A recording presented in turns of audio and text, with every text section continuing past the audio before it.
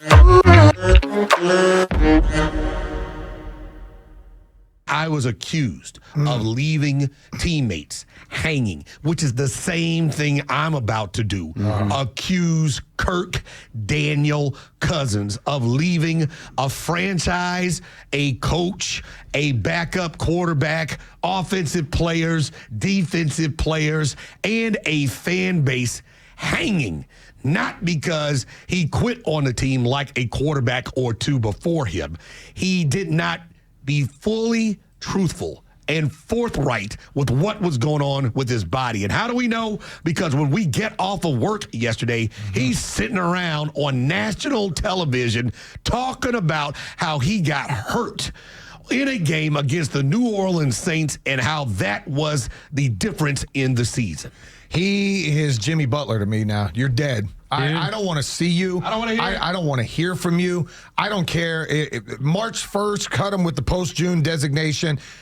He goes along with Marcus Mariota and Bobby Petrino and some others that are just bad people for this organization.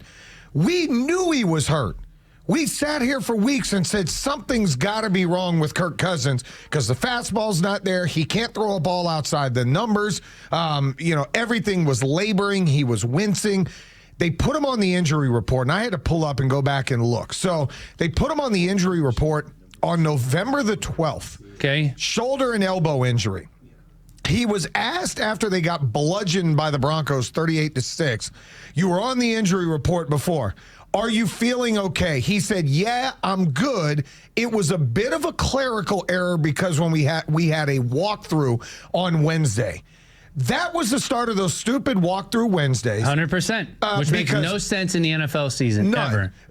Because this dude is hurt. And now we find out that maybe part of the reason he didn't want to tell anybody he was hurt is he was scared to lose his job. NFL, Roger Goodell, is this treason? Can we get out from under his god-awful contract for him lying to an organization? Because if he was truly hurt, you start Michael Penix off the bye. And Kirk Cousins never takes another snap for us, but at least you could say, hey, the reason we went to a new quarterback is because this guy was hurt. This dude lied directly to faces. And I'm going to tell you now, if anybody inside the Falcons organization, coach or trainer, knew he was hurt, you're complicit as well, and your ass needs to get out of the building. I asked those questions, too. I talked to three. 1, 2, 3 different people. I'm going to call them sources. And I'm going to tell you right now, I'm not taking anything back I say about Kirk Cousins today. There will be no apology issued. And what I'm going to tell the city, I mean every word, and I will stand on it till the end of eternity. You understand me? 100%. He better get on that list of yours, too. I've got my list of people that have no business coming back through the city of Atlanta. Who was the last one on the list? Let's see who the last person on this list is. It's been a minute since you pulled out the list. I haven't had to go back to the list in a long time. I'll call you Chris Jericho. Let me get to the list. I'll get to the list. But this guy, the first thing I thought about was, well, if he was hurt, then Raheem Morris is going to catch all of the hell coming his way, and rightfully so. It turns out they continuously asked Kirk Cousins if he was okay. And what you just read was exactly the point that my research, I should call it an investigation, my investigation revealed. When he was asked in Denver about being on the injury report, and he said it was a clerical error, there was no clerical error. That was him trying to cover himself. The team and the franchise did do the right thing by putting him on the injury report, and they weren't trying to tote out a knowingly injured man. Wednesday, November 13th, practice report and injury report. Atlanta did not practice Wednesday, according to John Michaels, because of that stupid ass, which I said as soon as I heard about it. Walk through on a Wednesday, unheard of and dumb. Limited participation. Lorenzo Carter, concussion. Kirk Cousins, right shoulder, right elbow. Did that say? Kirk Cousins, right shoulder, right elbow. Okay. So, and then there's 7 or 8 more dudes on the list. And then guys that didn't practice are on the list. So this is an injury report for Wednesday. It was like 12.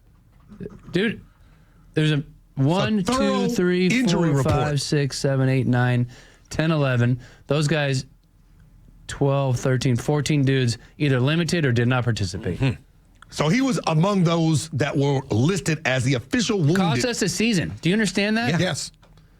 But do you know the why? Training staff, the coaches, the scouts, anybody out there watching practice, Kirk Cousins himself, receivers, the head coach, the offensive coordinator, the quarterback coach, anybody and everybody who didn't say something to somebody else about how bad this guy looked in practice and how he couldn't throw the ball, all of a sudden he couldn't play football anymore. Right. I told you guys, nobody just gets that bad.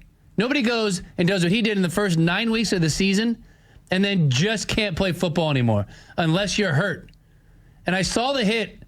Do you understand what happened on the play where he got killed? Yes. Blown up, yeah. Dude, Caleb McGarry trips over. No, yeah.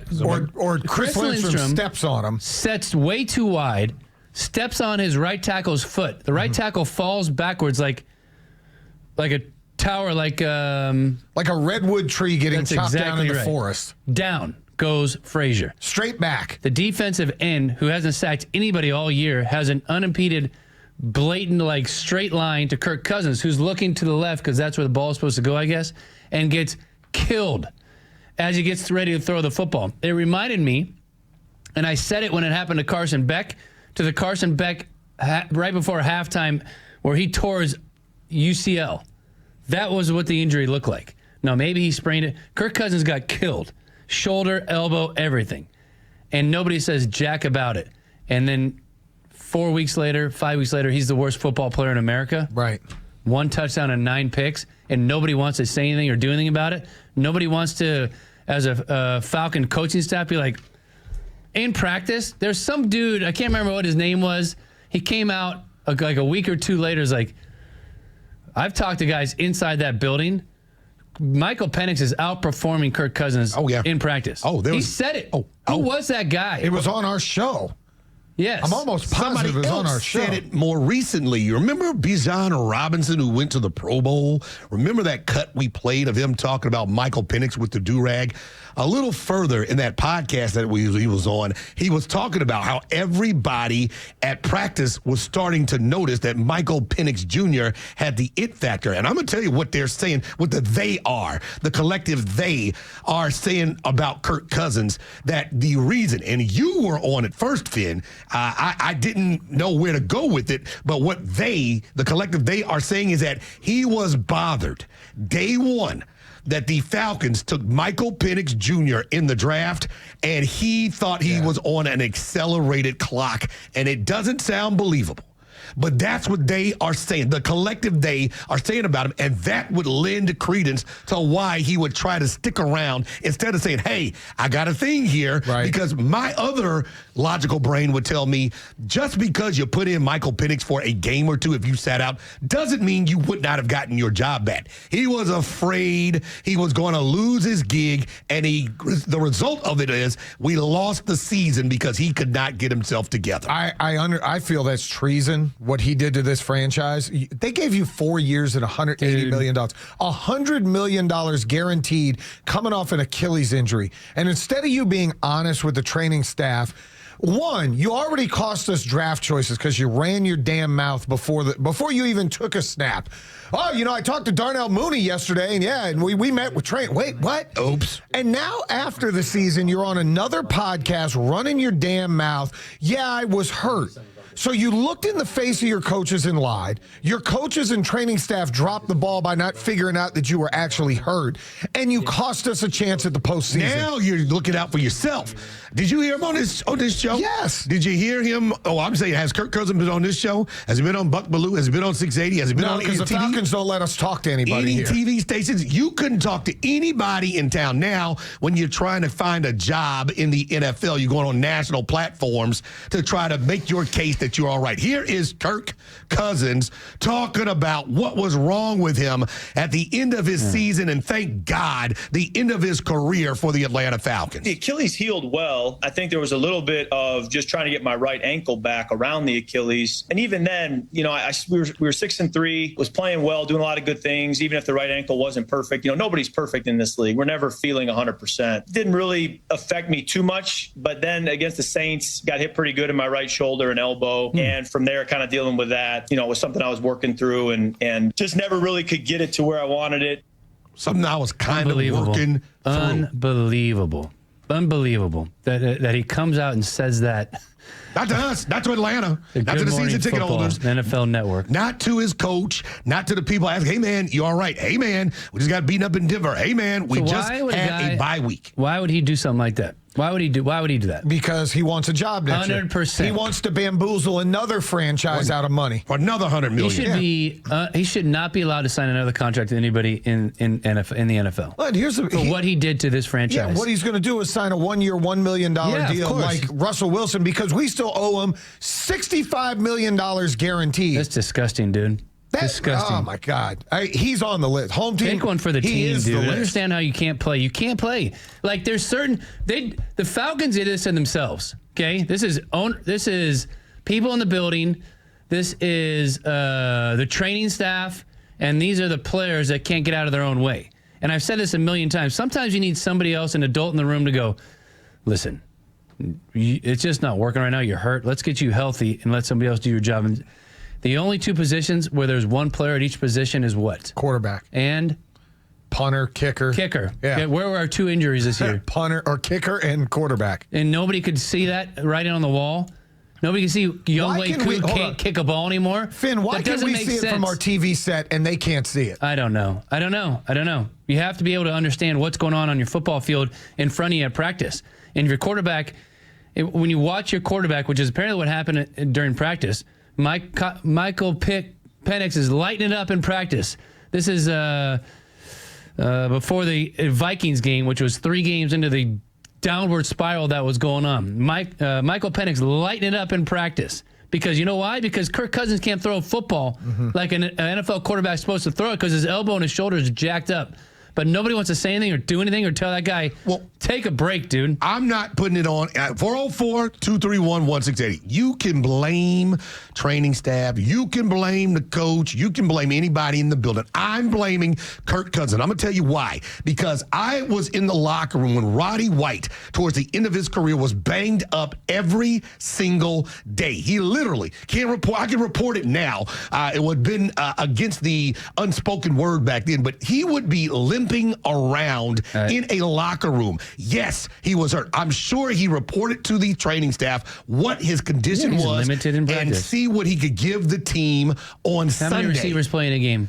A bunch. Yeah, 5 total. That's not the point. The point is a veteran player who's been in the league for a long time was honest with his training staff so he could help the team as best he could. This guy didn't become fully transparent. This guy was looking over his shoulder at Michael Penix Jr., and this guy went out there knowing that there was something wrong with him for his own personal benefit. Listen, he's number one. He is, what do you call it? He's public enemy number one is Kirk Cousins.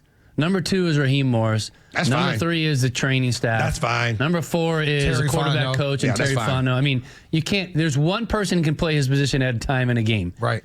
And you can't trot him out there time and time again. Him and Young Wei Koo, both hurt, both cost us the season. Yeah.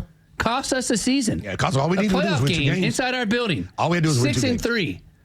And now you're going to go on TV and tell us you were hurt? Begging for Give me a job. Give me a freaking break, dude. Doing his job interview. You and your wife and kids can sit home and watch whatever you want to watch. Leave it to Beaver. Have a good time. Whole family's getting a kick out of that. I mean, just... You screwed this entire city and this franchise for another God knows how long. 404-231-1680. We have done investigating. We have talked to people. You want to call it what you want to, reporting. I'm telling you. I'm not calling it report. I'm telling you, I am sick and through with Kirk Cousins. When we get back, we'll get to our starting 5. We'll see where the defenses will make a difference on the Super Bowl field, and we'll see what folks think about Kirk Cousins being a traitor to Atlanta when we return here in the locker room on the Fan, 680 93.7 FM.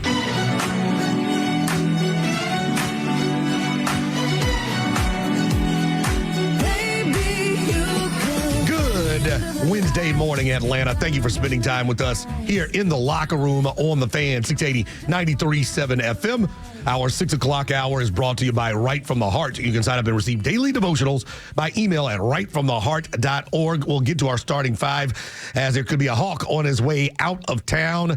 Is this going to be a true thing or is this just pie in the sky? But the big news here in town, Kirk Cousins admits on national television on the NFL Network that he was injured.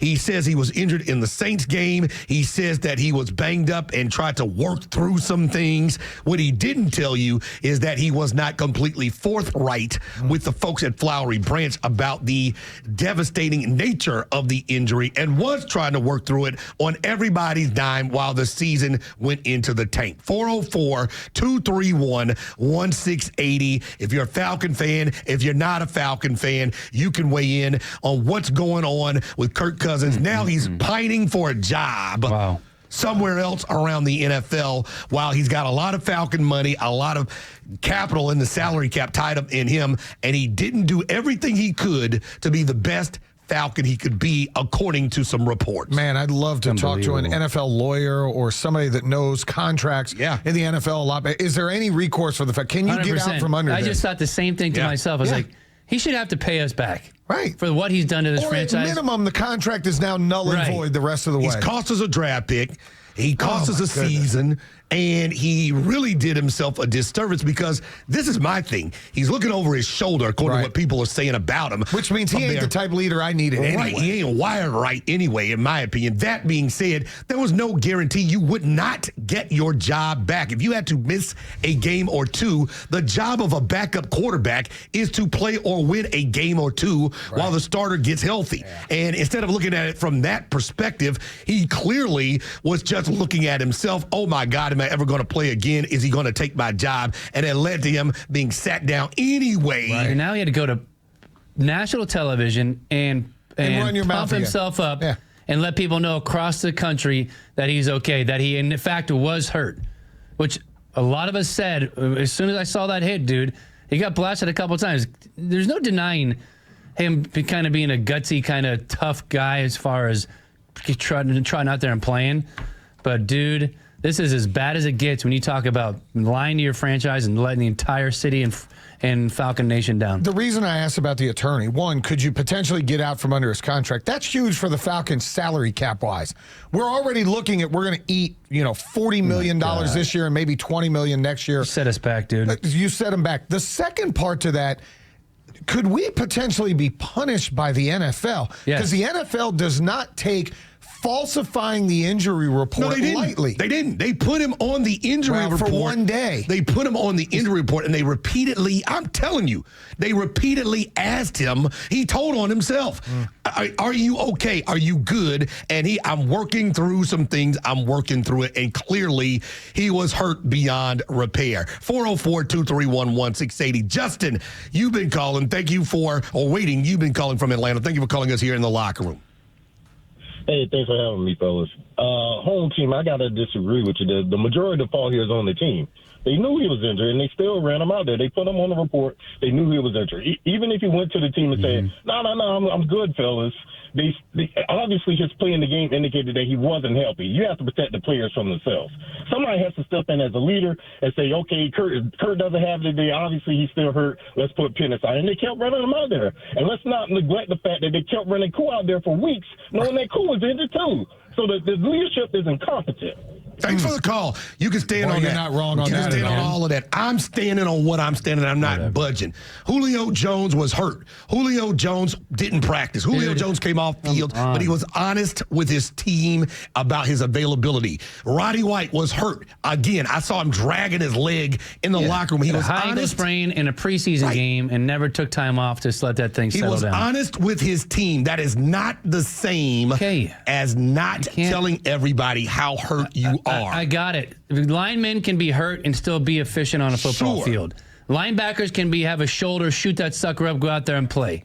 Right? Defensive backs can have an elbow or a finger or a knee. Be hurt. Yeah, you can be banged up and go out there and play. You're not injured, so you go out there and play. When there's only one person that can play your position, kicker and quarterback, you cannot continue to run out there and play at a terrible level and pretend that you're okay. He thought he was okay. You hurt the entire team that way. He said he could play. He didn't think he was okay. He knew better. There's no way.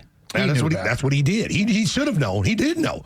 Clearly he knew. He knew how hurt he was. Everybody else didn't know how hurt he was. Well, and I will go back to our caller right there. Then that's incompetence on the organization. If he's out there in walkthrough or any kind of practice and you're watching him from week 8 where that ball is zipping out and he's throwing for 300 yards to week 10 and he can't throw the ball 15 yards with any kind of zip, then your coaching staff and your training staff failed you as well. All of them are to blame. And if anything, we lose a damn draft choice. Arthur Blank, I don't know if you're up right now. You'll see Finn in about 48 hours.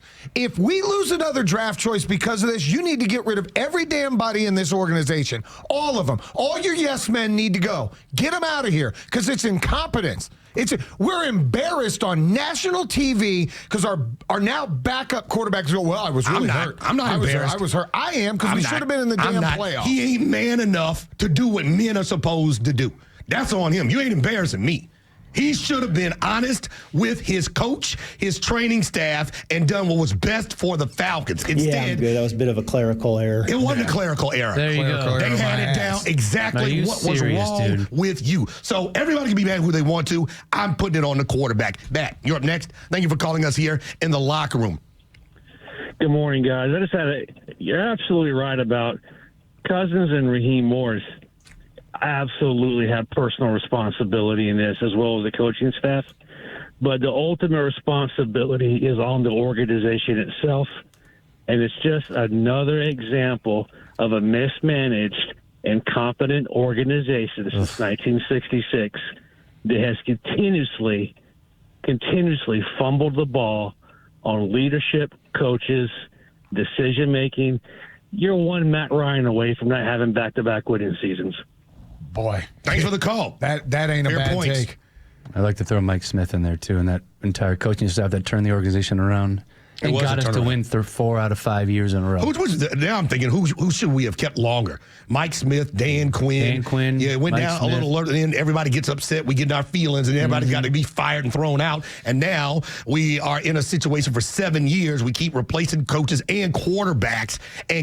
We had a quarterback quit in the last regime because he was going to get replaced by the backup. So he took his ball and went home. Now we got a guy who ain't man enough to see his replacement coming behind him. You're going to play for 2 years anyway for $180 million or $100 million guaranteed, and you ain't man enough to sit there and just do your job until they tell you it's not time to do your job. It's unbelievable. It is shocking to a point that, Kirk Cousins. I'm trying to be a fan of that guy, dude. He is. When I tell you, put him on that list of yours, dude, because he is about dead to me. Mike, you're up next. Thank you for calling us here in the locker room. Hey, Cousins cost me my fandom during the season. I sent Brian an email that said as much. I gave up after 60 years. I quit. If he had been a cowboy on Yellowstone, he'd have been at the train station yesterday afternoon. You ain't kidding, dude. What he did is so bad. To go on national television just to pump yourself up and let other people across the league, 31 other teams, know that you are in fact hurt. And that's your excuse for letting his team down and going on a terrible run. I don't know what's worse. What Mariota did, which was quit because they decided to go with Desmond Ridder, left him a rookie quarterback instead of saying, I got benched. Let me see if I can help the youngster. Nope, I need surgery with 4 weeks to go, and I'm going home. Or this guy who knew he was hurt, didn't, according to what I'm telling you, didn't tell everybody the severity of his injury. And then when the season's over, now goes on national TV to pump himself up for another job. Yeah, it's right in line. The difference was Marcus Mariota wasn't making $100 million guaranteed. So him quitting you've crippled the franchise. Yes. You literally now we're going to have $65 million in dead money.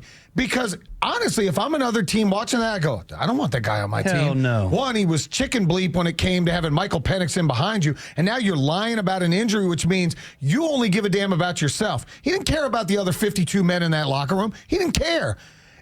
If I'm Drake London or I'm Kyle Pitts or I'm Caleb McGarry, how can I look him in the eye and want him as my leader. Now, I know it is going to be a funny feeling if they brought in a replacement. If they were going to make a decision that, you know what, they're going to go with the merger of sports and, I don't know, hip-hop, and Boss Man D-Lo gets hired by 680 The Fan. They bring him in studio, you know, and he's going to replace somebody in this room. Yeah, we're going to feel a type of way. But if I'm getting $100 million and I know I got 2 years, Boss Man D-Lo can sit, he can tap dance, he can do what we're about to do next to starting five, he can do whatever he wants to, but I'm not going to let down our teammates because I feel some type of way. Yeah, I'm telling you, I got to reiterate it. You can play through being hurt and a little bit injured at a lot of positions. You cannot do it at quarterback, and it becomes so blatant with Younghoe Koo and Kirk Cousins, who had their worst parts of their seasons in the history of their careers on our watch, dude, and nobody wants to do anything about it or say anything about it or adjust. You're 6-3, and the world is your oyster. And you screw that thing up, that's almost impossible, dude. Need to win 3 more games. 6-3. That's almost impossible. With 2 games in hand against your closest rival. Except we've seen it before. It happened when Dan Quinn was here. We were 6-3, and we missed the playoffs. So the impossible happened twice in front of Falcon Not that schedule, Nation. dude. Not that schedule. Unbelievable.